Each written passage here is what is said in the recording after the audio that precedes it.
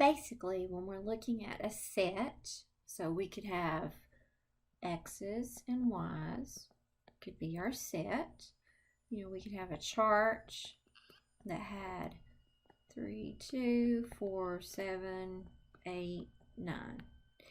So basically, when we're looking at those ordered pairs, the domain is simply the set of the X's and the range is the set of the Y's.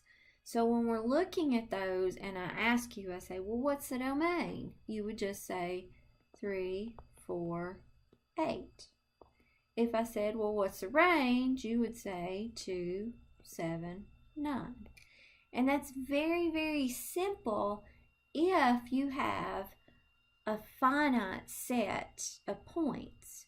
If I have a graph, for instance, and I have the graph of, let's say, y equals 3x plus 2, there are a whole bunch of x's that I could put in there for that domain. So I could have a 1, I could have a 2, I could have a 3, I could have a 4, and all those inputs would give me a different output. So this one would be, this ordered pair would be 1, 5. And so the part of the domain would be the 1 and the part of the range would be the 5, but that's not the only X and that's not the only Y. There's a whole bunch of them.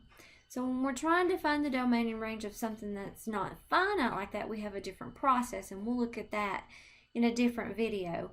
For now, what you need to know is that the domain is the set of X's and the range is the set of Y's. So even if we're looking at something that's simple, like, you know, colors, blue, green, yellow,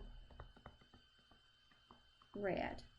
Let's say I said blue goes with green and blue goes with red and yellow goes with red. If I were to set those out as ordered pairs, I would have blue with green, blue with red, and yellow with red. Now, in order for something to be a function, so I could say, hey, is this a function?